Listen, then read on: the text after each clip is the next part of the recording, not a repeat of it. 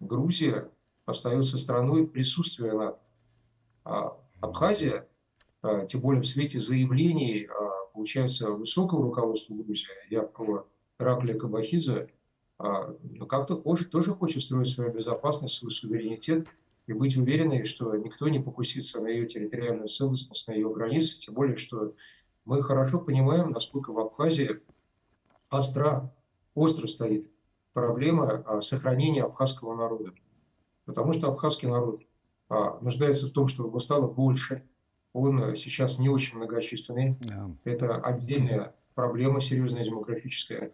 И, конечно же, абсолютно закономерно то, что люди опасаются примерно того сценария, о котором мы, может быть, поговорим в рамках Зангизура, как отдельный какой-то вопрос. Я расскажу об этом более подробно, если будет интересно.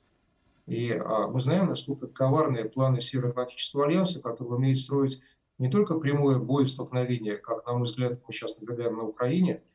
Для меня это отнюдь не война украинцев, а это война ВСУ, точнее Да. НАТО, киевской хунты против России.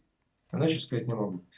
И, конечно, когда наблюдаешь такой сценарий, думаешь, а что будет тогда, когда распространится, я надеюсь, что этого не будет никогда, на юг конфликт.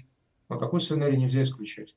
Поэтому, исходя из всего того, что я сказал, будь то предыдущий президент Абхазии Арзинба, будь то уважаемый мною господин Гунба, я не вижу, каким образом сейчас ситуация может измениться в лучшую сторону, пока Грузия четко не выберет, с какой стороны барьера она находится.